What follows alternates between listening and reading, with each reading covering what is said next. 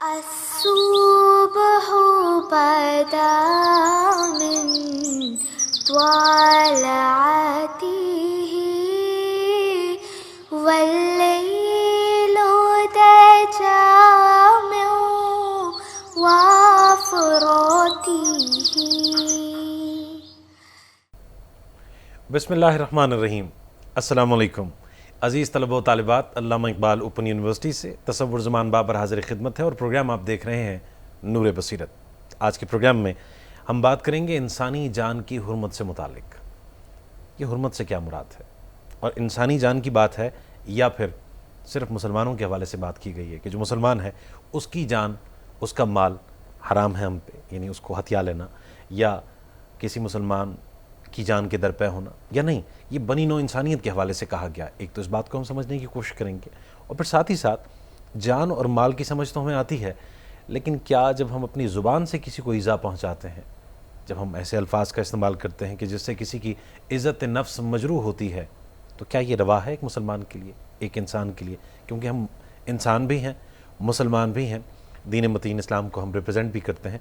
तो इन तमाम बातों को समझने की कोशिश करेंगे। अगर हम इन बातों का ख्याल नहीं रखते, यानी गिबत करते हैं, किसी की भी बुराई कर दी, किसी की टोह में रहना, किसी पर अल्लाह तबारक व तआला की इनायात हैं तो उससे हसद करना, ये कितनी बड़ी बुराइयां हैं। और इन बुराइयों का जो नुकसान है वो फ़कत रूहानी है या जिस्मानी भी है, और साथ ही साथ दुनियावी है या उखरवी भी है। इन तमाम बातों को बेहतर अंदाज में समझ के हम एक अच्छे मुआशरे की तश्कील में अपना किरदार अदा कर सकते हैं। तो इस पर हम बात करेंगे हमारे बहुत ही मुकर्रम, हमारे ऐसे उस्ताद मोहतरम के जो बहुत ही शफीक हैं, बहुत ही मेहरबान हैं, जनाब प्रोफेसर डॉक्टर मोहम्मद हाफिज़ सज्जाद साहब। अस्सलाम वालेकुम। वालेकुम सलाम। खुश आमदीद कहेंगे आपको। बहुत शुक्रिया डॉक्टर साहब, अज़ीज़ तलबा व तालिबात, बैनुल मज़ाहिब हम आहंगी का जो डिपार्टमेंट है अल्लामा इकबाल ओपन यूनिवर्सिटी में, उसके सरबराह हैं, उसके चेयरमैन हैं इंटरफेथ हारमनी।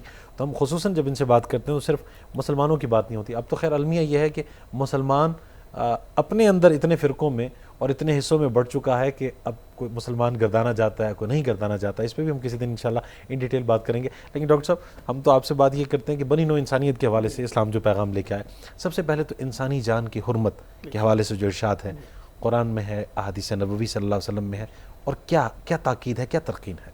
बहुत शुक्रिया।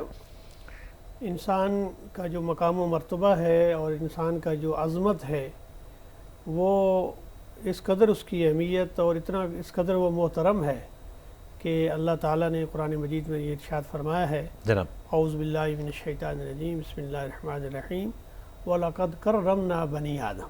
सुभान अल्लाह। हमने आदम की औलाद को बड़ी तकरीम, बड़ी इज़्ज़त बख्शी है। बिल्कुल। और शर्फ़ इंसानियत और अज़मत आदमियत का जो पहलू है, वाह, कुरान ने उसे जा बजा बयान किया है। बेशक। बल्कि अगर मैं ये कहूँ तो कोई मुबालगा नहीं है कि पूरी इस्लामी तालीमात, कुरान और सुन्नत की तालीमात के जो बुनियादी मकासद हैं, जनाब, उनमें मकसद अव्वल हुर्मत जान है। अल्लाह अकबर।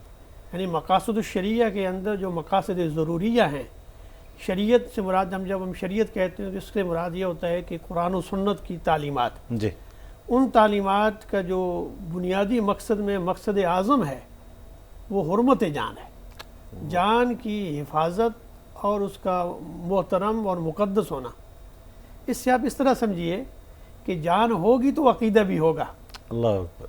मज़हब भी तब होगा कि इंसान की पहले उसे हुर्मत होगी। तो यानी अगर उसे आप कत्ल कर देंगे, उसे कुछ जान तलफ कर देंगे, तो फिर अक़ीदा वो कहाँ से रखेगा? सही, सही। सबसे पहले जीने का हक, इंसान का जो शर्फ है, जो उसकी अज़मत है, इसलिए दीन इस्लाम ने जान की हुर्मत तो बहुत बड़ा, यानी एक फ़लसफ़ी और बड़ा हक़ है। उससे जो छोटे हक़ हैं, जो तकरीम इंसानियत को जो ये बुनियाद हैं और तकरीम इंसानियत के ख़िलाफ़ जो काम करता है, उससे भी पहले मना कर दिया गया। जैसा आप फरमा रहे थे कि ग़ीबत का मसला, तजस्सुस करना, हसद करना, बुग़्ज़ रखना अपने मुस्लिम इंसानों के साथ, उन्हें की ताक़ीर करना, नफ़रत करना, उनके शक्ल सूरत या उनकी नस्ल ज़ुबान किसी भी वजह से उन्हें काबिल नफ़रत समझना, इसकी भी इस्लाम ने जो है वो ममानियत कर दी है और इसे हराम करार दिया है। क्योंकि शर्फ़ इंसानियत के से मुराद है कि जिसके अंदर अल्लाह ने नफ्स जान रखी है।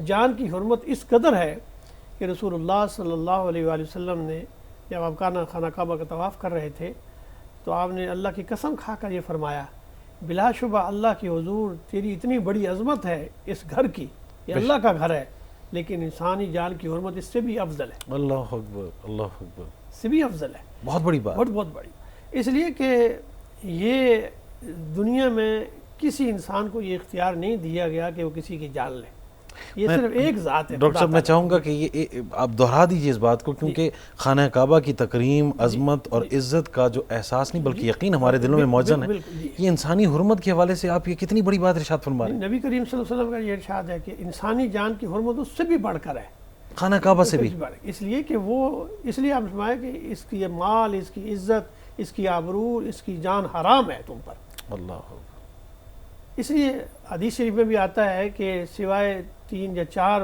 بنیادی چیزوں کی کسی کی جان نہیں لی جا سکتی، وہ بھی انسان نہیں لے گا، وہ وقت کی جو حکومت ہوگی، جو قانون ہوگا اس کے مطابق ہوگا۔ صحیح، مثال کے طور پر انسان نے کسی کو قتل کیا ہے، جی، قتل کے بدلے قتل ہے، جسے ہم قصاص کہتے ہیں۔ اب وہ بھی یہ ہے کہ میں اٹھ کے کسی کو نہیں ماروں گا، بلکہ ایک عدالت کے اندر شہادتوں کی بنیاد پر یہ جب طے ہو جائے گا تو وہ اس کی جان لی جائے گی۔ ٹھیک ہے، لیکن اگر کوئی آدمی معاف کر دیتا ہے تو یہ قرآن میں کہتے ہیں کہ یہ ایک بہت نیکی کا کام ہے، یعنی اس کی بھی ساتھ میں اس کی تلقین کر دی اس کی ہے، تلقین انکریج کیا ہے اس انکریج حوالے کیا سے ہے۔ کہ معاف کر دیں۔ مطلب ہے کہ مطلب ایک قتل عمد ہے، ایک قتل خطا ہے۔ قتل خطا کے اندر تو دیت دینا مقصود ہے، صحیح، کہ آپ نے دھیان ہی نہیں کیا کہ آپ نے کوئی ایسا کام کر دیا اور کوئی خیال ہی نہیں رہا آپ کو آگے کوئی جان میں موجود ہے، پہلے پوری احتیاط کرنی چاہیے تھی، آپ نے ارادتاً قتل نہیں کیا، خطا سے ہو گیا، تو اس میں بھی اس جان کی قیمت ادا کرنی پڑے گی آپ کو۔ اچھا، دیت سے مراد وہ قیمت ہے، خون کا بہا جو ہوتا ہے، اور اور جن اگر کی جان بوجھ کر قتل کیا ہے تو اس کی سزا قصاص کے مطابق قتل کرنا ہے، اور وہ حکومت وقت اسے ہر آدمی تو اپنے قانون اپنے ہاتھ میں نہیں لے سکتا۔ اچھا، اس میں بھی مقتول کا وارث اگر معاف کرنا چاہے تو کر سکتا ہے، اللہ معاف، اس سے معاف ہو جائے گا۔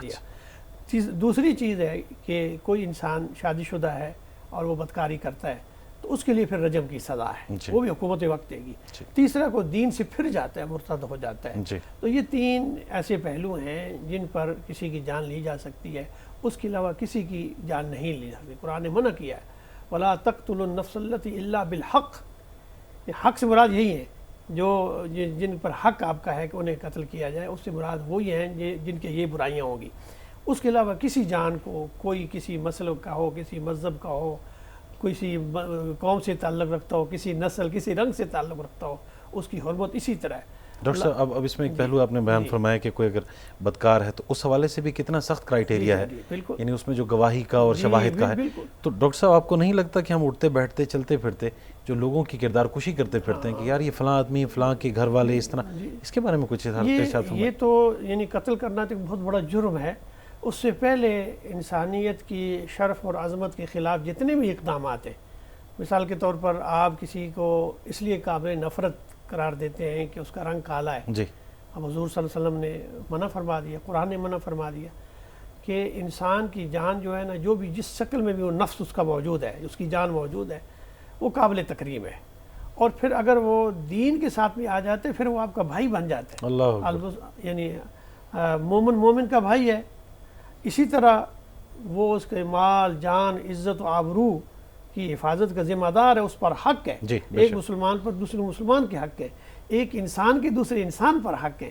اس حوالے سے کوئی بھی ایسا قدم جس سے شرف انسانیت کے خلاف آپ کوئی بات کریں گے، جیسے آپ غیبت کرتے ہیں، بہتان کا نام، آپ دیکھیں بہتان، غیبت تو یہ ہوتی ہے کہ اس میں برائی موجود ہوتی ہے، پھر بھی منع فرمایا، اس لیے کہ آپ ایسے لوگوں میں اس کا تذکرہ کر رہے ہیں جو اسے پتہ چلے گا تو وہ اسے پسند نہیں کرے گا کہ میری برائی کرے، حالانکہ اس کے اندر غیبت ہے، اور اگر آپ ایسی بات کا تذکرہ کر رہے ہیں، اس کی طرف بات منسوب کر رہے ہیں کہ اس میں وہ برائی ہے ہی نہیں، تو یہ بہتان ہے، اللہ اکبر، اور بہتان کے لیے 80 کوڑوں کی سزا ہے شریعت کے اندر، کیا، اور ولا تکتموا الشہادۃ ابدا، اور پھر اس کی جو ہے نا، اس کی شہادت بھی ہمیشہ قبول نہیں کی جائے گی، وہ قابل اعتبار نہیں ہے، جس کو 80 کوڑے لگ گئے، کیونکہ وہ جھوٹا آدمی ہے، اور ایک یعنی ایسے انسان کی توہین کر رہا ہے جس کے اندر یہ برائی ہے ہی نہیں، اور جس میں برائی ہے پھر بھی غیبت کر رہا ہے، اس سے بھی منع فرمایا ہے کہ اپنے مومن بھائی کا جو ہے جس سے مردار کا گوشت کھانا ہے، مسلمان بھائی کی غیبت کرنا مردار گوشت کھانے کے برابر ہے، اتنا سخت نفرت کیا گیا ہے، اس لیے کہ یہ معاشرے میں اصل میں انسان جو ہے دوسرے کو ڈیگریڈ کر رہا ہوتا ہے، اس کے ساتھ نفرت کر رہا ہوتا ہے، اور یہی آگے بڑھتے بڑھتے حسد کی بیماریوں پر آپ دیکھیں قتل و غارت ہوتی ہے۔ اسی طرح معاشروں کے اندر جو ہے وہ قابل نفرت مواد، تشدد، انتہا پسندی، یہ رویے جب بڑھتے جاتے ہیں تو معاشرے میں فتنہ و فساد پیدا ہوتا ہے۔ اور پھر قرآن کہتے ہیں وَالْفِتْنَةُ أَشَدُّ مِنَ الْقَتْلِ، فتنہ فساد قتل سے بھی زیادہ خطرناک ہے۔ جس معاشرے کے اندر انتہا پسندی، فتنہ و فساد پیدا ہو جاتا ہے وہاں تو قتل کرنا غیر معمولی سی بات ہے، ایسی بات ہی کوئی نہیں ہے، آپ نے ماحول پرووائڈ کر دیا۔ اس لیے وہ معاشرہ پرامن معاشرہ نہیں قرار پاتا، اس کے اندر کبھی سکون نہیں آ سکتا، ہر وقت افراتفری رہتی ہے، بدامنی رہتی ہے۔ جس معاشرے میں بدامنی ہوگی نہ وہاں معاشرتی اکائیاں آگے بڑھیں گی، نہ معاشی نہ سیاسی۔ اس لیے قرآن کہتے ہیں کہ وَالْفِتْنَةُ أَشَدُّ مِنَ الْقَتْلِ، فتنہ قتل سے بھی زیادہ شدید ہے۔ اس لیے دین اسلام آئے ہی اس لیے ہے کہ یہ فتنے کو ختم کر دے اور لوگوں کو اسلام میں داخل کر دے۔ اس لیے دنیا میں جتنے بھی فتنے تھے رنگ اور نسل کے، اسلام نے اس کو ختم کر دیا اور فرمایا کہ اللہ کے نزدیک محبوب وہ ہے جو تم میں سب سے زیادہ پرہیزگار ہے۔ یہ اصول ہمارے سامنے رکھ دیا۔ پھر دیکھیے حضور صلی اللہ علیہ وسلم کی حدیث مبارکہ ہے اور ہم ہر بچے کو ذہن میں ہے کہ المسلم من سلم المسلمون من لسانہ و یدہ، مسلمان وہ ہے جس کی زبان سے، جس کے ہاتھ سے دوسرے مسلمان محفوظ ہو جائے۔ ایک حدیث کے الفاظ یہ ہے کہ جس کے ہاتھ اور زبان سے دوسرے انسان محفوظ ہو جائے۔ صحیح۔ اب زبان سے جتنی برائیاں آپ ذکر ہم جیسے کر رہے ہیں کہ غیبت ہے، حسد ہے، بغض ہے، گالی گلوچ ہے، فتنہ و فساد ہے، کسی کی تحقیر کرنا ہے، یہ سب زبان سے ہوتی ہیں۔ اور ہاتھ سے کسی کو قتل کرنا، ایسا مارنا، پیٹنا، ظلم کرنا، زیادتی کرنا، یہ سارا اس ہاتھ سے ہوتا ہے۔ اب دونوں یہ چیزیں نبی کریم صلی اللہ علیہ وسلم نے مسلمان کی جو تعریف فرما دی ہے، تو وہ یہ انسان کی جو تعریف فرما دی ہے وہ یہ ہے کہ اس کے ہاتھ اور زبان سے دوسرے انسان اور مسلمان محفوظ رہتے ہیں، یہ اس کی تعریف بیان کر دی ہے۔ اس سے بڑھ کر اور کیا تعلیمات ہو سکتی ہے؟ ڈاکٹر صاحب، یہ زبان سے ادا کیے جانے الفاظ ہیں، اس کی چوٹ لگتی ہے دل پہ اور ہاتھ کی چوٹ جسم پہ ہے، یہ زیادہ کاری ضرب کہاں کی ہے؟ کس زبان کی چوٹ سخت ہوتی ہے، اس لیے حالانکہ اس کو نرم بنایا اللہ نے۔ اس لیے کہ حضور صلی اللہ علیہ وسلم نے ایک اور بڑی خوبصورت حدیث مبارکہ فرمایا کہ من سکت نجا، جو خاموش رہا اس نے نجات پائی۔ اللہ اکبر۔ پھر آپ نے فرمایا کہ جو آدمی مجھے دو چیزوں کی ضمانت دے دینا، میں اسے جنت کی ضمانت دیتا ہوں۔ جو اس کے دو جبڑوں کے درمیان ہے اور جو اس کی دو ٹانگوں کے درمیان ہے، یعنی اپنی عفت و عصمت کی حفاظت کی ذمہ داری وہ لے لے اور اپنی زبان کی حفاظت کی وہ ذمہ داری لے لے، جنت کی ذمہ داری مجھ پہ۔ جنت ذمہ داری اللہ، اس سے بڑھ کر دیکھیے جتنے بھی فتنہ و فساد، آپ ایک چھوٹی سی بات ہوتی ہے اور فساد ہو جاتا ہے، سینکڑوں لوگ قتل ہو جاتے ہیں اور ہے وہ نقصان ہوتا ہے معاشی، فتنہ و فساد کی زبان کی وجہ سے ہوگی۔ دور سی آپ نے بات کہہ دی، چھوٹی سی ایک بات کہہ دی کسی مسئلہ، کسی مذہب کے خلاف، جیسے آپ دیکھیں آج مغربی معاشرے کے اندر بعض جگہ توہین رسالت ہوتی ہے، جیسی بات وہ کہتے ہیں، ان کے ہاں وہ حقوق انسانی کے لحاظ سے وہ تصور رکھتے ہیں، ان کے ہاں یہ نہیں پڑتا کہ آقا دو جہان صلی اللہ علیہ وسلم کی کتنی عظمت ہے مسلمانوں کے یہاں، اور اس کا احترام ہمیں بھی کرنا چاہیے۔ آپ کی شخصیت ایسی ہے، بحیثیت انسان کریں، بحیثیت نبی اور رسول کے جو مقام و مرتبہ ہے آپ کا، تو اس میں کون سی ایسی بڑی بات ہے کہ اگر آپ اعتراف کر لیتے ہیں، چہ جائے کہ آپ توہین کریں، اس کا نتیجہ کیا ہوتا ہے کہ پھر امت مسلمہ کے اندر جذبات آتے ہیں اور خود مسلمانوں کے اندر نادان جو ہیں اپنے ملک کے اندر وہ تباہی و بربادی شروع کر دیتے ہیں۔ تو یعنی یہ دیکھیے نا، یہ زبان کی ایک وجہ سے ہوا، اس کی ایکشن کی وجہ سے ہوا۔ اسی طرح آج ہمارے معاشرے میں چھوٹی سی ایک بات ہوتی ہے محلے کے اندر، ہمارے معاشرے میں اس میں فتنہ و فساد کھڑا ہوتا ہے۔ ڈاکٹر صاحب، ہم یہیں سے بات کو آگے بڑھائیں گے، ایک مختصر سے وقفے کی جانب بڑھنا ہے۔ دوستو، آپ ہمارا یہ پروگرام دیکھ رہے ہیں علامہ اقبال اوپن یونیورسٹی سے، نور بصیرت پروفیسر ڈاکٹر حافظ محمد سجاد صاحب ہمارے ساتھ تشریف فرما ہے۔ ہم بات کر رہے ہیں انسانی جان کی حرمت سے متعلق۔ ایک مختصر سا وقفہ، لوٹ کے آئیں گے تو مزید بات ہوگی۔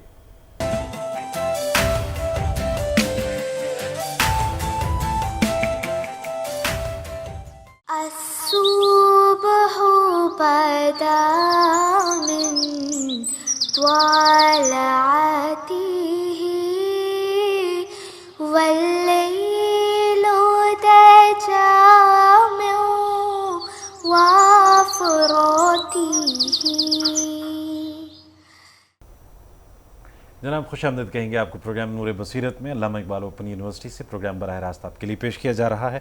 मैं हूं तसव्वुर ज़मान बाबर और मेरे साथ तशरीफ़ फरमा है जनाब प्रोफेसर डॉक्टर हाफिज़ मोहम्मद सज्जाद साहब, बैनुल मज़ाहिब हमआहंगी के सरबराह हैं अल्लामा इकबाल ओपन यूनिवर्सिटी में, और हम गुफ्तगू कर रहे हैं इंसानी जान की हुर्मत से मुतालिक। थोड़ा सा प्रोफेसर साहब हम माल की तरफ भी आते हैं कि इंसान की जान और साथ साथ माल को भी हराम करार दिया गया, इससे क्या मुराद है कि दूसरे शख्स का माल हम पे किस तरह हराम हुआ? दूसरे का माल इस तरह हराम हुआ कि उसकी इजाज़त के बग़ैर आप उसका माल इस्तेमाल नहीं कर सकते। सही। दूसरा, आप नाहक तरीके से जो भी ज़राए हैं, जैसे मसलन है कि चोरी, डकैती, गबन का पहलू है, धोखा देना है, किसी भी तरीके से नाजायज़ ज़रिए से उसका माल अगर आप ले लेते हैं तो ये हराम करार पाता है। सही। और माल की भी उसी तरह हुर्मत है जिस तरह जान की हुर्मत है जनाब। लेकिन जान की अजमत ज़्यादा है माल से, माल की फिर तलाफ़ी हो जाती है, जान की तलाफ़ी नहीं हो सकती। इसलिए फरमाया कि अस्सारिक़तु वस्सारिक़तु फ़क़्तउ अयदियहुमा, और ये जो चोरी करने वाला है उसका जो भी चोर मर्द हो चाहे उसको हाथ काट दिया जाए, और जो डकैती करे फरमाया उसे और युसल्लबु और युक़त्तल, उसे कत्ल करो, उसे फांसी दो उसको। तो उसमें क्योंकि उसने दो जुर्म किए, एक तो डकैती की है, सरेआम लोगों को खौफ और फितने में मुब्तला किया है, फसाद में मुब्तला किया है, उन्हें धमकाया है, उन्हें डराया है, और फिर उनका माल भी चोरी किया है, यानी बुराई डंके की चोट पे किया उसने। की है। तो जो चोरी से मुराद है कि ऐसा माल महफूज जो आपने हिफाजत से रखा हुआ था उसने चुपके से उठा लिया है, वो चोरी हो गई। और एक माल आपका बिल्कुल सामने पड़ा है, आप उसकी हिफाजत में बैठे हुए हैं, एक आपको उसने खौफ दिलाया डकैती की, आपके पास यानी उसमें धौंस के ज़रिए डकैती के ज़रिए आपके माल पर कब्ज़ा किया, आपकी जान की दरपे हुआ, दूसरा माल भी चोरी कर लिया। अगर वो पकड़ा जाए तो शरीयत इस्लामिया, इस्लामी हुकूमत उसे मुखालिफ सिमतों से उसके पाँव और हाथ काटेगी और बाज़ दफ़ा उसे सूली भी चढ़ाएगी, इसलिए कि उसने ये जो माशरे के अंदर फ़िज़ा पैदा की है, इससे सख्त मना किया गया। अच्छा, इसी ज़िम्न में डॉक्टर साहब पूछना चाहूँगा, ये जो भत्ता लिया जाता है आगे दुकानों पे पिस्टल तान के, या साथ ही साथ रास्ते में मोबाइल छीन लिया जाता है मोबाइल पे, ये भी उसी डाका जनी के ज़िम्न में आता है? डकैती के ज़िम्न में आता है, ये सारी सरगर्मियाँ इसमें आती हैं, क्योंकि इसमें दो पहलू हैं, एक माल का चोरी होना, दूसरा दूसरे को खौफज़दा करना, क्योंकि वो खौफ के यानी असले के ज़ोर पर या किसी और ज़रिए से आपको डराता और धमकाता है, तो ये जान के दर पे भी होता है, फिर माल भी चोरी करता है आपका। तो इसलिए इसकी सख्त सज़ा रखी गई है इस्लाम के अंदर। और इसी तरह हमें कुरान मजीद में ये अल्लाह ताला ने फरमाया है कि इंसानी जान की हुर्मत और इंसानी जान का या उस किस कदर अहम है। फरमाया कि जो एक इंसान को कत्ल करता है वो पूरी इंसानियत को कत्ल करता है, और जो एक इंसानियत को ज़िंदा करता है मन अहया फ़कअन्नमा अहयन्नास जमीआ, वो पूरी इंसानियत को ज़िंदा करता है। ज़िंदा करने से मुराद ये है कि इंसानियत की तामीर में, उसकी तश्कील में और उसे बेहतर के लिए जो भी आप अखलाक हसना से पेश आएँ, उसकी माली मदद करें, उसके लिए जितने भी हेल्पफुल आप हो सकते हैं, ये इंसानियत की को ज़िंदा करने के बराबर है। ये काम करेंगे तो आपने पूरी इंसानियत को ज़िंदा किया है, एक इंसान को नहीं किया। साथ में सॉरी कुछ ज़िमनी सवालात भी आ रहे हैं डॉक्टर साहब, ये जो हमारे डॉक्टर्स हैं, जो मेडिकल डॉक्टर्स हैं, ये इंसानी जान को बचाने के हवाले से ये कितने अहम हैं और कितना इनका फरीज़ा बनता है? बिलाशुबा इन पर बड़ी ज़िम्मेदारी भी है और बहुत आम फरीज़े की वो जो है वो अदायगी भी करते हैं। एक उनका प्रोफेशनल काम है कि वो अपने उस पेशे से वाबस्ता हैं। एक बहैसियत इंसान बन पर ज़िम्मेदारी आयद होती है। देखिए, एक डॉक्टर अगर उसके साथ उसने खुल्क भी हो तो वो ऐसा मसीहा होता है कि उसका पैगाम मेरे पैगाम से ज़्यादा मुअस्सर होगा, इसलिए कि वो दुख और तकलीफ़ में जो दवा भी दे रहा है, साथ हमदर्दी भी कर रहा है, तो वो ऐसा हकीम और ऐसा करीम मुबल्लिग़ है कि उसके असरात उस शख्सियत पर ज़रूर होंगे, ता देर रहेंगे। इसलिए एक दाई जो होता है उसमें हिकमत के साथ साथ अगर वो डॉक्टर भी है तो उसका अजर उसे डबल हो जाता है, क्योंकि उसकी लोग बात मानते हैं। मैं एक प्रोफेसर हूँ, मेरी बात अपनी दर्जा रखेगी, लेकिन जो डॉक्टर होगा वो जो तलकीन करेगा, जो हदायत देगा, जो उसका तजर्बा है, वो बताएगा कि ये तुम खाओगे तुम ये मर्द से बचोगे तो इससे मर्द से बच जाओगे। इसी तरह अगर वो ईमानियात और रूहानियात में भी یہ تعلیم دے گا تو اس کے لوگ فوراً بات قبول کریں گے، کیونکہ وہ ایک تجربہ کار بھی ہے اور اس کے ساتھ حسن خلق بھی اندر بھی موجود ہے۔ اس لیے جو لوگ اس پیشے سے تعلق رکھتے ہیں ان پر دوہری ذمہ داری عائد ہوتی ہے کہ وہ صرف ڈاکٹر ہی نہیں ہوں بلکہ حکیم بھی ہوں، اور انسانی جانوں کے ساتھ حکمت بالغہ کے تحت، حسن سلوک کے تحت کریں گے تو آدھا مرض خود بخود ختم ہو جاتا ہے۔ اچھا ڈاکٹر صاحب، قطعاً مقصد ڈاکٹرز کو ٹارگٹ کرنا نہیں ہے، لیکن کیا آپ کو نہیں لگتا، آپ کے مشاہدے میں بھی یہ بات آئی ہوگی کہ دونوں اعتبارات سے بعض اطباء، بعض جو ڈاکٹرز ہیں، یعنی جان اور مال دونوں کے حوالے سے اپنی ذمہ داری پوری نہیں کر رہے؟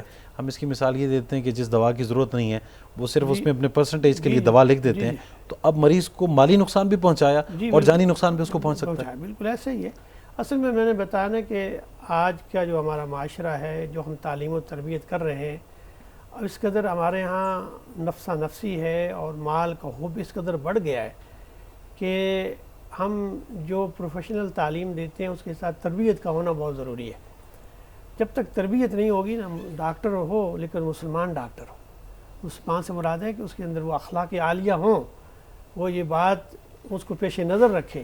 انجینئر ہو، ورنہ صرف انجینئر ہے اور اس کی اخلاقی تربیت نہیں ہے، وہ کاغذوں میں پل تو بنا دے گا لیکن دوسرے دن وہ گرا ہوا ہوگا۔ آج اب ہمارے معاشرے میں عملی مثالیں ہم دیکھتے ہیں کہ لوگ کام کر رہے ہیں لیکن اس کے ساتھ جو خلوص کا پہلو ہے، دیانت کا پہلو ہے، وہ بہت ضروری ہے، کیونکہ آپ کس پر لوگ اعتبار کر رہے ہیں اور آپ معتبر ہیں، اور اگر آپ معتبر ہو کے بھی دھوکہ دیتے ہیں تو اس سے بڑا جرم کوئی نہیں ہے۔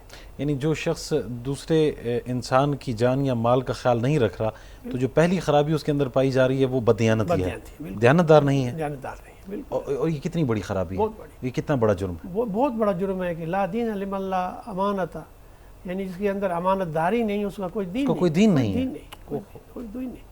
یہ تو بنیادی اخلاقیات میں ایسی ہے، اور یہ صرف اسلام کی تعلیمات نہیں ہے، یہ یونیورسل ہے، یہ ایسی اخلاقی تربیت ہے، تعلیم ہے کہ ہر قوم کے اندر اس کا پیغام ہے۔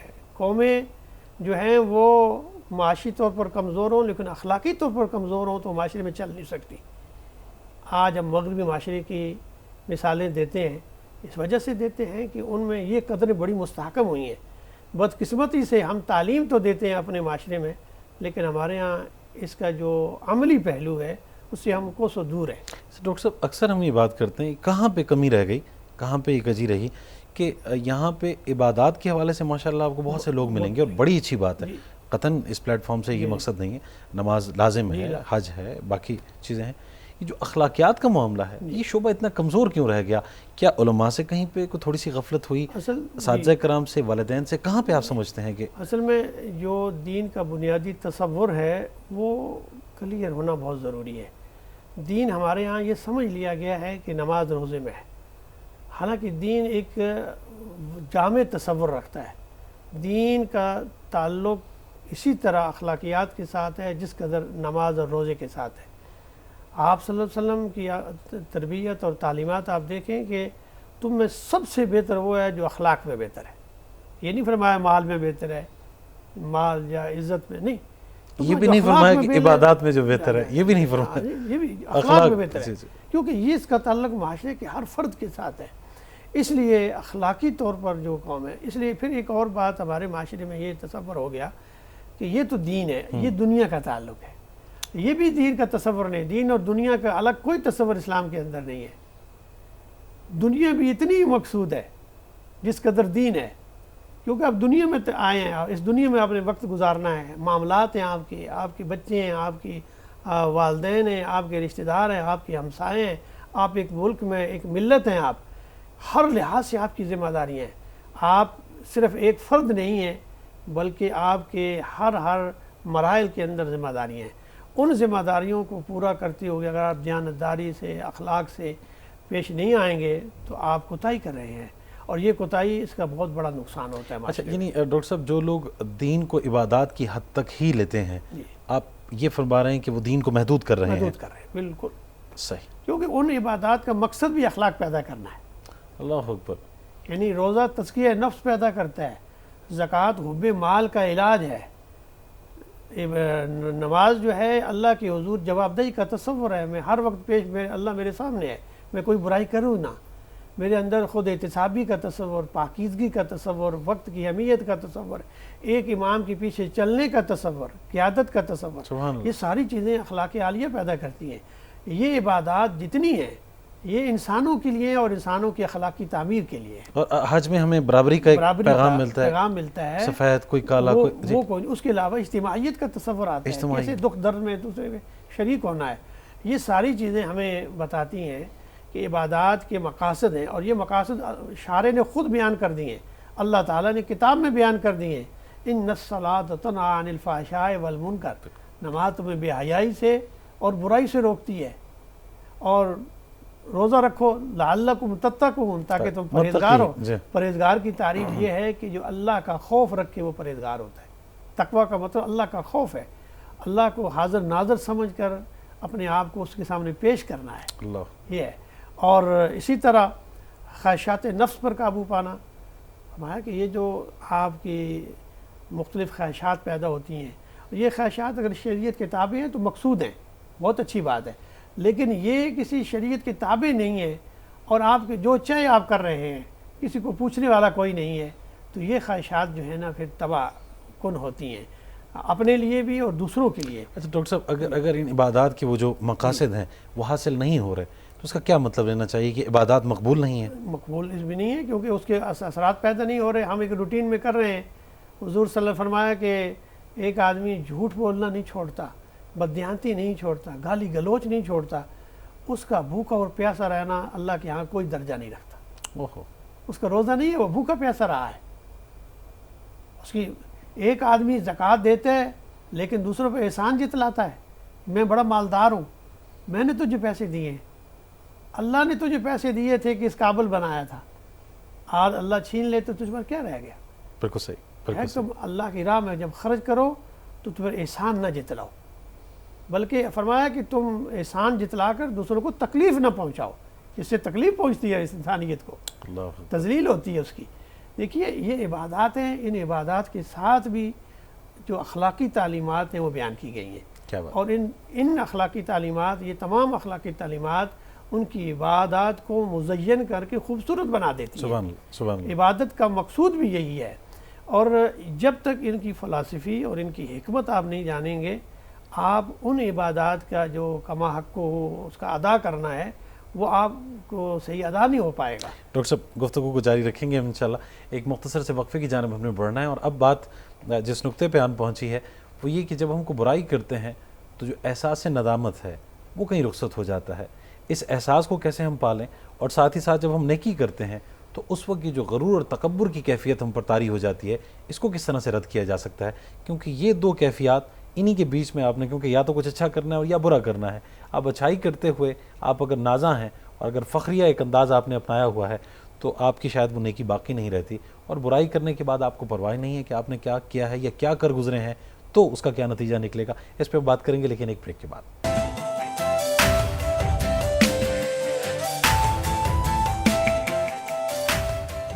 الصبح بدا من طلعته والليل دجى من وفرته۔ ایک بار پھر خیر مقدم ہے آپ کا پروگرام نور بصیرت میں۔ نور بصیرت میں ہم بات کر رہے ہیں انسانی جان کی حرمت سے متعلق، اور اس میں بہت ہی خوبصورت ضمنی جو نکات ہیں ان کو بیان کر رہے ہیں پروفیسر ڈاکٹر محمد حافظ سجاد صاحب۔ تشریف فرمائیں ڈاکٹر صاحب، فرمائیے گا، بریک پہ جانے سے پہلے میں یہ عرض کر رہا تھا، آپ نے بلکہ فرمایا کہ زکوٰۃ آپ ادا کرتے ہیں اور اس کے بعد آپ اتراتے پھرتے ہیں، دیکھیں میں نے اس بار اتنی زکوٰۃ دی ہے۔ پہلے تو یہ فرما دیجئے کہ جو مال ہی حرام ذرائع سے کمایا گیا ہو اور اس پہ زکوٰۃ دے کے آپ یہ احساس اپنے دل میں رکھتے ہو کہ آپ نے بڑی نیکی کی ہے، اس کی کوئی قدر و قیمت ہے؟ بالکل کوئی قدر و قیمت نہیں ہے کہ مال حلال سے، اور وہ بھی جو بچت ہے، زکوٰۃ اس پر ہے۔ اگر آپ کا مال اس قدر ہے کہ آپ اس میں صرف کر دیا ہے، خرچ کر دیا ہے، اور بچت نہیں رہی اس کے اندر، اور وہ مال نصاب کے مطابق نہیں ہے، تو پھر زکوٰۃ نہیں ہے۔ اور اگر مال ہے ہی حرام کا تو اس کی نہ عبادت قبول ہے، نہ اس کا کوئی حج قبول ہے، نہ اس کی نماز قبول ہے۔ نبی کریم صلی اللہ علیہ وآلہ وسلم نے ایک حدیث میں آتا ہے کہ ایک آدمی حج کے لیے جاتا ہے اور وہ طواف کرتا ہے، اس کے بعد وہ دعا مانگتا ہے تو اللہ تعالیٰ اس کی دعائیں اسے لوٹا دیتا ہے. فرماتا ہے کہ تیرا جس لباس میں تو آیا ہے یہ لباس حرام مال سے ہے، تیری جسم کی جو پرورش ہوئی ہے وہ حرام مال سے ہوئی ہے، اور یہ تمام مال ہے، اس لیے نہ تمہاری دعا کوئی قبول ہوگی نہ تمہاری عبادات کوئی قبول ہوگی. کیونکہ یہ بہت ضروری ہے کہ عقل حلال جو ہے، رزق حلال جو ہے، یہ بھی عبادت ہے. اللہ تعالیٰ نے فرمایا ہے کہ اللہ کا فضل تلاش کرو، یعنی رزق کو اللہ نے فضل اپنا کہا ہے، یہ کہ تم اس کو بھولو نہیں، اس میں تلاش کرو، محنت کرو، اور حلال ذرائع سے جو بھی کماؤ، جتنا مرضی کماؤ، حلال ذرائع سے اور حلال چیز سے. پھر یہ بھی فرمایا ہے کہ مال تو حلال ذرائع سے آپ نے کمایا، لیکن صرف جو کیا، خرچ جو کیا، وہ بھی حرام پہ کیا تو وہ بھی پسندیدہ نہیں ہے. مال آپ کا ہے، آپ خرچ کر سکتے ہیں، لیکن اسے حلال کاموں میں خرچ کرنا ہے. سبحان اللہ. نہ فضول خرچی کرنی ہے، نہ اسراف کرنا ہے، نہ تبذیر کرنی ہے. اسراف یہ ہے کہ ضرورت اتنی تھی آپ اتنی خرچ کریں، صحیح. حد سے بڑھیں گے تو وہ یہ ہوگا. تبذیر یہ ہے کہ آپ ایک تو فضول خرچی کریں اور پھر حرام کاموں میں کریں، یعنی پیسہ حلال کا ہے، آپ حرام چیز میں وہ پیسہ خرچ کر رہے ہیں، تو یہ تبذیر ہے. کھیل تماشوں میں بعض اوقات ہم صرف کرتے ہیں پیسے کو. جی ان المبذرین کانوا اخوان الشیاطین وکان الشیطان لربہ کفورا. یہ جو فضول خرچی کرنے والا یہ شیطان کا بھائی ہے، اور شیطان اپنے رب کا ناشکرہ ہے. جی ہاں. یعنی یہاں یہ پتہ چلا کہ جو فضول خرچی کرتے ہیں وہ شیطان کے بھائی ہیں، شیطانی عمل کرتے ہیں، اور شیطان بھی اللہ کا ناشکرہ ہے کہ اللہ نے اس پر کتنی نعمتیں کی، نافرمانی اس نے کی. تو یہاں بھی یہ بتایا جا رہا ہے کہ اللہ نے تمہیں مال دیا، تم نے حلال ظاہر سے کمایا، اب پھر حرام پہ خرچ کر رہے ہو تو تم شیطان کے بھائی ہو. ایسا ہی. اس لیے یہ اللہ کے ہاں ناشکری ہے کہ جو نعمت اللہ نے اتنی تمہیں دی ہے ایسے کاموں میں لگاؤ، ایسے مفید کاموں میں لگاؤ جو تمہارے لیے بھی اور انسانیت کے لیے بھی. اچھا ڈاکٹر صاحب، یہ خود پسندی کا جذبہ کیا روزے اول سے ہے انسان میں کہ جب ہم کوئی اچھا کام کرتے ہیں تو ہم اپنے بارے میں بہت ہی خوشگمان ہو جاتے ہیں اور ہم یہ چاہتے ہیں کہ دنیا ہماری تعریف کرے، اور جب کوئی تعریف کرتا ہے تو اس پہ ہم خوش بھی ہوتے ہیں. تو کیا یہ خوش ہونا دین اسلام کی روح سے غلط ہے، نہیں ہونا چاہیے؟ نہیں، انسان یہ جو نیکی کا کام انسان کرتا ہے تو اس میں دل میں اطمینان پیدا ہوتا ہے. صحیح. اور اس کے چہرے سے، اس کے جسم سے اس کے اظہار ہوتا ہے، لیکن اس پر اترانا، تکبر کرنا یہ منع کیا گیا ہے. صحیح.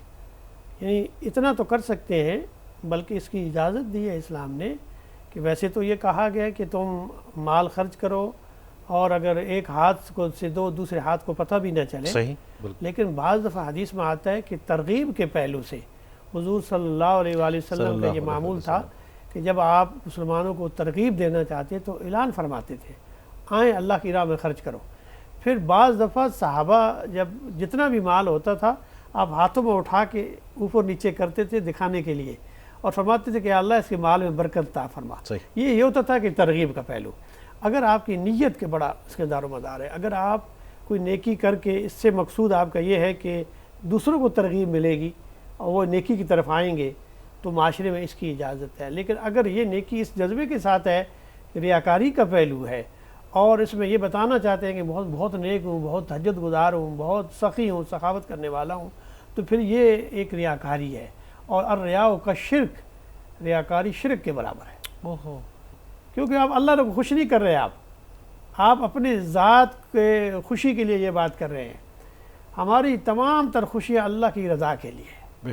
ہم نیکی بھی کرتے ہیں، عبادت صرف خدا کے لیے ہوتی ہے اور کسی کے لیے نہیں ہے. ڈاکٹر صاحب، یہ جو نیکی کے کاموں میں مقابلے کی روش ہے صحابہ کرام میں بھی ہوا کرتی تھی، ابوبکر رضی اللہ تعالیٰ عنہ، عمر رضی اللہ تعالیٰ عنہ، یہ کس حد تک ظاہری بات ہے کہ جب ان سے ہمیں یہ بات ملی ہے تو اس میں تو کوئی دوسرا کلام ہی نہیں ہے، لیکن کیا اس میں نیت کا جو فیکٹر ہے وہ لازم ہے کہ آپ کس نیت کے تحت مقابلہ کر رہے ہیں؟ نیت کا فیکٹر بہت اہم ہے.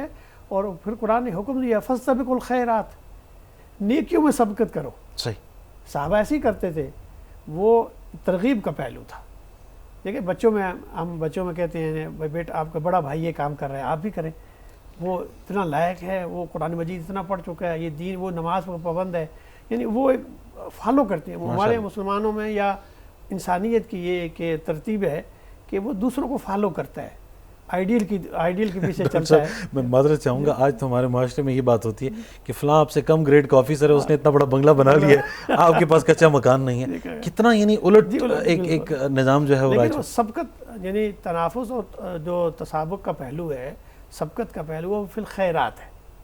قید لگا دی ہے کہ بھلائی کے کاموں میں آپ سبقت کریں ایک دوسرے سے. صحابہ یہی کرتے تھے، میں نے اتنی صورت یاد کر لی ہے، اتنا کام کر لیا ہے، فلاں نے اتنا کام کر دیا. مثلا بڑا مشہور واقعہ ہے غزوہ تبوک کے موقع پر حضرت ابو بکر سارا سامان لے کے حضرت عمر کہا میں آج بڑھ جاؤں گا، میرا سامان آدھا لے کے. جی حالانکہ سامان ممکن ہے وہ آدھا حضرت ابو بکر سے زیادہ ہو. ہاں جی. لیکن جو کیفیت ان کے گھر میں جو کچھ تھا وہ لے آئے. حضرت علی رضی اللہ تعالیٰ کے ہاتھ کچھ بھی نہیں تھا. انہوں نے سارا دن ایک یہودی کے ہاں مزدوری کی اور چند کھجوریں اس کے مقابلے میں دیں. جب آئے تو فرمایا یا رسول اللہ میرے پاس مال تو یہی ہے، میں یہ مزدوری کی ہے. فرمایا اس ڈھیر پہ مسجد نبی میں ڈھیر لگا ہوا تھا، تو اس پہ بکھیر دو، یہ سب پر بھاری ہے. اللہ، کیونکہ نیت دیکھی جاتی ہے. سبحان اللہ. اس میں نیت ہے. حضرت عثمان کا تو قافلہ آ رہا تھا، وہ اپنا گندم کا قافلہ غلہ آ رہا تھا. فرمایا جتنا قافلہ آ رہا ہے ابھی دیکھا بھی نہیں آپ نے، جتنے اونٹ ہے یہ اللہ کی رضا کے لیے ہے. سبحان اللہ، سبحان اللہ. تو یہ کیفیت یہ ہے کہ ایک طرف چند کھجوریں ہیں اور ایک طرف جو ہے وہ اونٹ سے زیادہ وہ سامان ہے. تو اصل میں دیکھا یہ جائے گا نیت اور اس کے ساتھ خلوص کا پہلو، یہ بڑا مقام و مرتبہ ہے. اچھا ڈاکٹر صاحب، اب ایسا ہے کہ ہم دیکھیں تو صحابہ کرام کے دور میں بھی کئی افراد نبی پاک صلی اللہ علیہ وسلم کی خدمت میں حاضر ہوتے اور ذکر کرتے کہ ان سے کچھ غلطیاں ہو گئی ہیں اور اس کی تلافی اور معافی جس طرح سے نبی پاک صلی اللہ علیہ وسلم فرماتے. ہم تو پھر بہت بات کے مسلمان ہیں، عین ممکن ہے کہ ہم غلطیاں بھی کریں، بلکہ یہ ایک انسانی جبلت میں بات شامل ہے. یہ احساس کیسے اجاگر ہو کہ جب کوئی غلطی ہو جائے، چاہے انسانی حرمت کے حوالے سے، اس کے مال یا جان سے متعلق کسی بھی طرح کی، اس کی تلافی کا جذبہ فوراً ہی بیدار ہو اور ہم اس کی تلافی کرنے کے لیے تیار ہو جائیں؟ میرا خیال ہے کہ یہ جس انسان کے اندر، جس کے ضمیر میں اتنا یہ مقام پیدا ہو جائے تو میں کہتا ہوں اسے یعنی اعلیٰ اور کوئی ہو نہیں سکتا. اس لیے کہ یہ ضمیر کا یہ پہلو زندہ ہونا بہت ضروری ہے کہ اگر کوئی انسان برائی کرے اور اس کی برائی اس کے ضمیر میں کھٹکے تو سمجھ لیں کہ وہ صحیح راستے پر ہے. یہ ایمان کی کسی حد تک علامت ہے. فرمایا کہ حضور صلی اللہ علیہ وسلم سے ایک صحابی نے پوچھا یا رسول اللہ نیکی کیا اور گناہ کیا ہے؟ جی. فرمایا کہ یہ اپنے تم ضمیر سے پوچھ لیا کرو. جب تم کام کرو اور تمہارا دل مطمئن ہو سمجھ لو یہ نیکی ہے.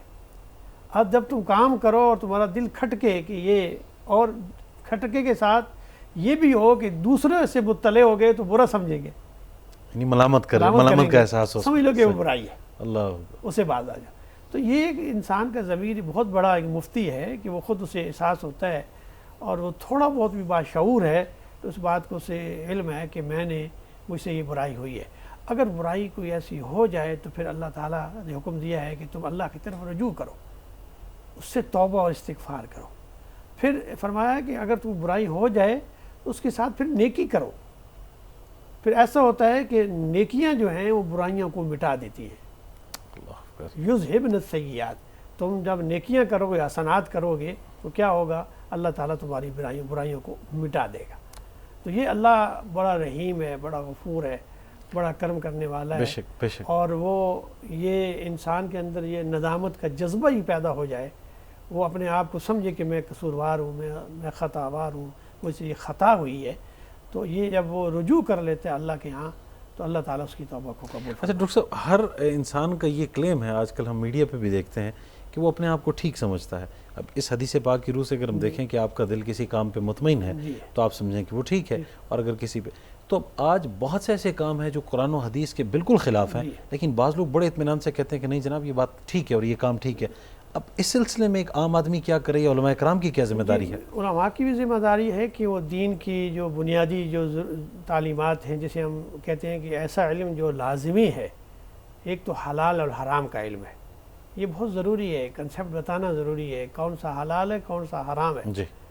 مال تو انسان کما رہا ہے لیکن اسے پتہ ہو کہ کون سا حلال ہے اور کون سا حرام ہے. جی. اسی طرح مال خرچ بھی کر رہا ہے، مال خرچ کرنے میں پتہ ہو حلال اور حرام کیا ہے. جی. یہ بنیادی علم ہے جسے کہا گیا کہ فریضۃ علی کل مسلم. یہ علم کا وہ درجہ ہے جو ہر انسان کو سیکھنا ہے، جاننا ہے. جی. یہ جان جائے گا تو پھر اسے پتہ چلے گا کہ میں کون سا کر رہا ہوں. اس کے ساتھ ساتھ اگر کوئی وہ ایسا عمل کر رہا ہے تو اسے فَاسْأَلُوا اہل الذکر، اہل ذکر سے پوچھ لے، اپنے سے جو زیادہ جاننے والا ہے اس سے پوچھ لے کہ یہ میں عمل کر رہا ہوں، اس میں شرعی طور پر کیا نقطہ نظر ہے۔ ڈاکٹر صاحب، آپ ایک عالم دین کی حیثیت سے کسی ایسے شخص کو دیکھتے ہیں کہ جو قرآن و حدیث کے بالکل منافی ایک عمل کو ٹھیک سمجھتے ہوئے اس پہ کاربند ہے، اس شخص کے ضمیر کی کیا حالت آپ محسوس کرتے ہیں؟ بہت ضروری ہے کہ وہ اگر وہ ایسے کام میں لگا ہے اور اسے علم نہیں ہے تو یہ جو دیکھنے والا ہے، جو اس کا جاننے والا ہے، اس پر یہ بات لازمی ہو جاتی ہے کہ وہ اس پر تنبیہ کرے اس کو۔ نہیں، یہ تو اس شخص پہ ہوئی، جی۔ لیکن جو شخص غلط اور صحیح کا فرق محسوس نہیں کر رہا، اس کے اس ضمیر کی حالت کیوں کر ہوئی؟ اس لیے کہ وہ غلط کو ٹھیک سمجھ رہا اور ٹھیک کو غلط۔ وہ اس لیے کہ وہ شریعہ کا علم نہیں رکھتا، جو لازمی علم تھا اسے جاننا چاہیے تھا، اب نہیں کر رہا تو وہ گناہگار ہوگا اس بات کا، کیونکہ علم تو ہے، موجود ہے۔ اب یہ کہے کوئی آدمی کہ مجھے پتہ نہیں تھا، اگر پتہ نہیں تھا تو وہ اسے سیکھنا چاہیے تھا، معلومات لینی چاہیے تھی، اور پھر بھی وہ کیے جا رہا ہے تو وہ پھر خود ذمہ دار ہے، اور یہ اسے جب احساس ہو جائے پھر اس کی تلافی ہے۔ اس کی تلافی یہ ہے کہ وہ ان معاملات سے، ان معاہدات سے اپنے آپ کو الگ کر لے اور پھر اس کے مقابلے میں نیکیاں کرے، تاکہ اس کی وہ تلافی جو لا علمی کی وجہ سے تھی اللہ تعالیٰ اس کو معاف فرما دے۔ یا ڈاکٹر صاحب، ایسا ہے کہ کسی نہ کسی صورت میں ہلکی پھلکی جو دستک ہے وہ ضمیر کی طرف سے ہو رہی ہوتی ہے اور ہم اس کو انسنا کر رہے ہوتے ہیں، کیا یہ وجہ بھی ہو سکتی ہے؟ یہ بھی وجہ بھی ہو سکتی ہے۔ جیسے ہم اذان سنتے ہیں اور ہمیں پتہ ہے کہ ہمیں نماز کی طرف جانا چاہیے، ہم نہیں جاتے، تو اس کا یہ مطلب تو نہیں ہے کہ ضمیر سویا ہوا؟ جو تو بالکل واضح احکام ہے اس میں تو انسانی ضمیر بالکل ایک گھنٹی کی طرح بجنا شروع ہو جاتا ہے۔ مثلا رشوت کا معاملہ آپ کو پتہ ہے کہ یہ برائی چیز ہے، سود کا معاملہ ہے، اسی طرح حرام مال کے بارے میں بھی بالکل کلیئر بات ہے، لیکن جہاں اشتباہ کا پہلو ہے، متشابہات ہوتے ہیں، وہاں ویسے بچنا چاہیے۔ لیکن ایک آدمی اس میں پڑ ہی گیا ہے تو وہ بھی اس بات کو سمجھ رہا ہوتا ہے کہ اس میں بات کلیئر نہیں ہے، اس میں ہوتا ہے، ممکن ہے یہ ٹھیک ہو، ممکن ہے غلط ہو، اسے تو ویسے بھی بچنا چاہیے تھا۔ اگر اس میں کام میں پڑ بھی گیا ہے تو پھر اسے اہل علم کے پاس جانا چاہیے اور اس کی صحیح صورتحال کے بعد اس کی تلافی کرنی چاہیے۔ بالکل ٹھیک ہے، یہ بہترین طریقہ ہے۔ میں اسی بات کو ہم چاہیں گے کہ آگے بڑھائیں، ہمیں آخری وقفے کی جانب بڑھنا ہے، لوٹ کے آئیں گے تو نور بصیرت میں مزید گفتگو آپ کے گوش گزار کریں گے۔ علامہ اقبال اوپن یونیورسٹی سے پروگرام براہ راست پیش کیا جا رہا ہے، مختصر سا وقفہ۔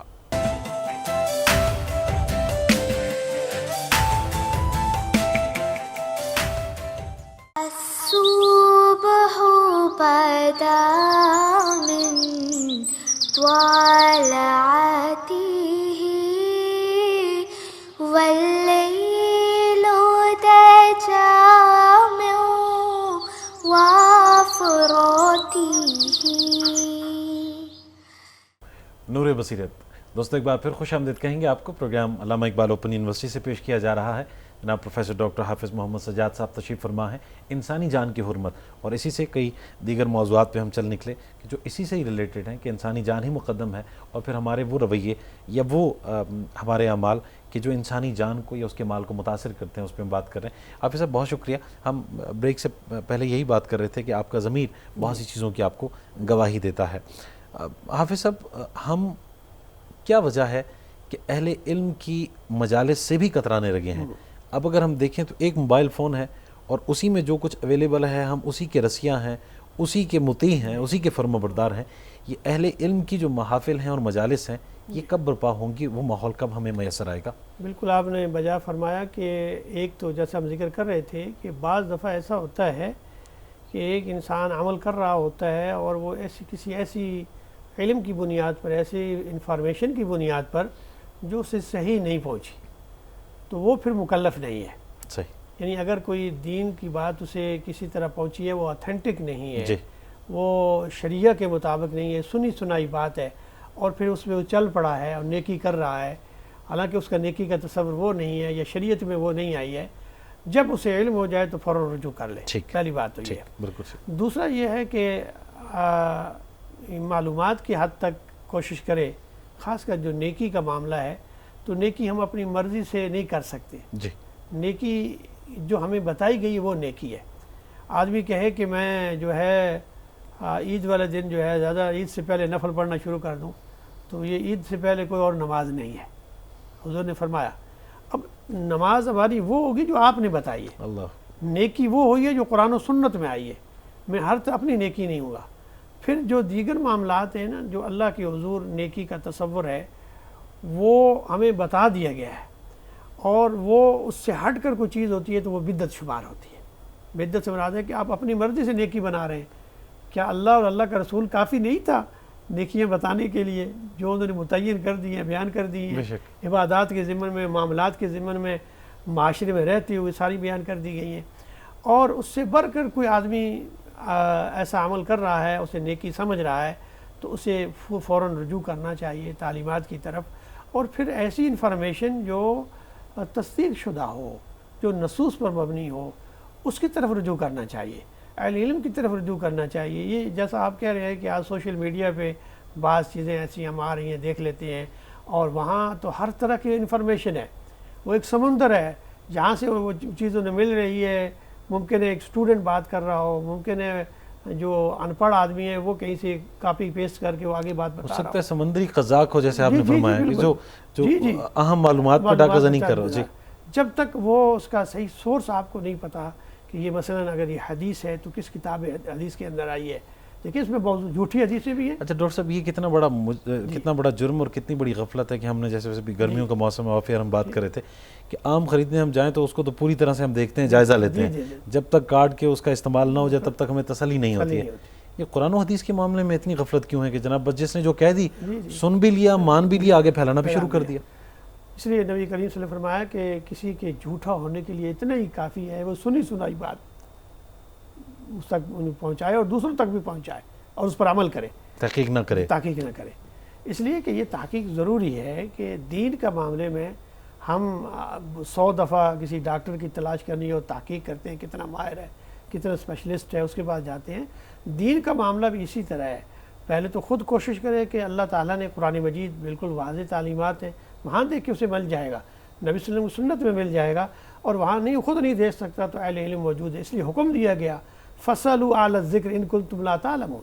اگر تمہیں علم نہیں ہے تو اہل ذکر کے ساتھ جو اہل علم ہے ان سے مسئلہ پوچھو، ان سے بات جاؤ، اور سنی سنائی باتوں پر جو ہے وہ عمل نہ کرو۔ ڈاکٹر صاحب آپ ماشاءاللہ اہل علم میں ہیں، اور میں آخر میں چاہوں گا کہ ہم اپنے موضوع کہ جو انسانی جان کے حرمت سے متعلق ہے، آپ اس پہ کوئی ایسا ہمیں پیغام دیجیے ہمارے سننے والوں کو کہ جس میں ہمارے بچے، ہمارے نوجوان، میں، ہم سب ضبط کی جو صفت ہے اس کو حاصل کر سکیں، اور نبی پاک صلی اللہ علیہ وسلم میں یہ صفت آپ ان کے زندگی کے مختلف پہلوؤں کو سامنے رکھتے ہوئے اگر بیان فرمائیں تو کس قدر بڑھ کے تھی کہ کسی نے غلط بھی کہہ دیا تو آگے جس طرح خاموشی۔ جی بالکل، نبی کریم صلی اللہ علیہ وسلم کے اخلاق عالیہ میں صبر اور استقلال اور ضبط کا پہلو کمال درجے کا تھا۔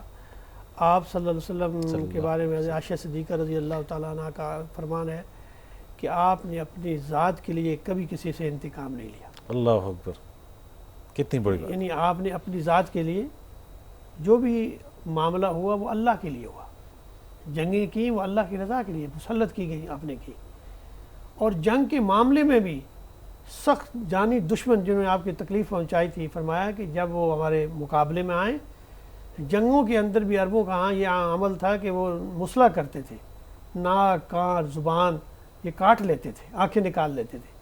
فرمایا مسلمانوں کا یہ منع نہیں ہے، تمہارا جانی دشمن بھی ہے تو وہاں بھی انسانی جان کی حرمت کا یہ پہلو ہے کہ وہاں کسی کا ناک نہیں کاٹا جائے گا، کسی کی زبان نہیں کاٹی جائے گی، کسی کا ناک نہیں کاٹا جائے گا۔ مسلح کو منع کر دی، ممانعت فرما دی۔ پھر اس سے بڑھ کر ذاتی جو مقابلے کیا ہے یا بدلے کا ہے وہ ہمارے یہاں نہیں۔ تو ہمیں اس پہ بہت غور و فکر کرنا ہے کہ ہمارے روزمرہ کے معمولات کے اندر ذرا سی بات پہ ہم طیش میں آ جاتے ہیں۔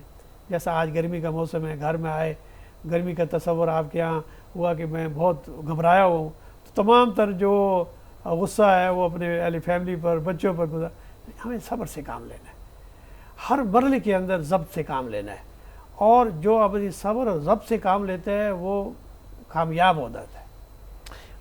آپ نبی پاک صلی اللہ علیہ وسلم کی سیرت طیبہ کے حوالے سے فرما رہے ہیں، میں چاہ رہا ہوں کہ واقعہ آپ ہی ارشاد فرماتے ہیں حضرت علی کرم اللہ وجہ کے حوالے سے، یعنی یہ وہ ہستیاں ہیں کہ جنہوں نے براہ راست تربیت پائی ہے کہ میدان جنگ میں جب ایک شخص جس کو آپ زیر کرتے ہیں اور وہ آپ وہ چہرے پر جو نازیبہ انداز سے وہ عمل کرتا ہے تو آپ اس سے بالکل نیچے اتر جاتے ہیں، حالانکہ آپ اللہ کے لیے لڑ رہے ہیں، آپ اس کی گردن جو ہے وہ جسم سے جدا کر سکتے تھے، آپ اس کے اوپر بیٹھے ہوئے تھے، اور وہ دشمن خدا تھا، دشمن رسول تھا، لیکن جب اس نے یہ عمل کیا تو آپ فرمایا کہ میری جو نفس ہے اس میں غیرت کا جذبہ پیدا ہو گیا، اب میں جو انتقام لیتا تو ذاتی انتقام ہوتا، کیونکہ پہلے اللہ کی رضا کے لیے لڑ رہا تھا۔ اللہ اکبر، اللہ۔ تو یہ پہلو ہے، یہ بھی ضبط کا پہلو ہے۔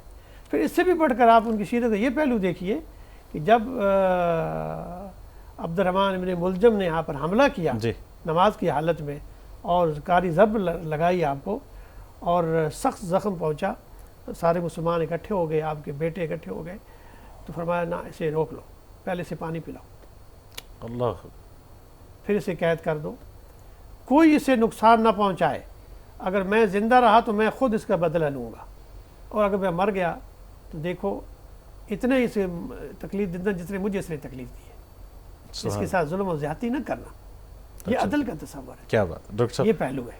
بہت شکریہ آپ کی آمد کا۔ جی چاہتا ہے کہ آپ سے گھنٹوں گفتگو ہوتی رہے، انشاءاللہ اگلے پروگرام میں کسی اور موضوع پہ انشاءاللہ، اور اسی ضمن میں بھی گفتگو کو ہم کنٹینیو رکھیں گے۔ پروفیسر ڈاکٹر محمد حافظ سجاد صاحب بین المذاہب ہم آہنگی کے سربراہ ہیں علامہ اقبال اوپن یونیورسٹی میں، اور آج ہم انسانی جان کی حرمت سے متعلق بات کر رہے تھے۔ بس بات وہی جو ڈاکٹر صاحب آغاز میں ہی فرما چکے ہیں کہ خانہ کعبہ کی حرمت سے بھی بڑھ کے نبی پاک صلی اللہ علیہ وآلہ وسلم فرماتے ہیں کہ ایک انسان کی حرمت اللہ تبارک و تعالیٰ کو عزیز ہے۔ تو جب بھی کسی کو گالی دینے لگیں، جب بھی کسی کی دل شکنی کرنے لگیں، جب بھی کسی کو ایذا پہنچانے لگیں، تو آپ یہ سوچ لیجئے کہ آپ خانہ کعبہ تک کو نقصان پہنچانے سے بڑا ایک جرم اور فعل انجام دے رہے ہیں۔ میرے خیال میں وہیں پہ ہم رک جائیں گے۔ آج کے پروگرام بس یہی تک، یہ پروگرام آپ کے لیے پیش کرتے ہیں پروڈیوسر محمد جواد، تصور زمان بابر کو پروگرام نور بصیرت سے اجازت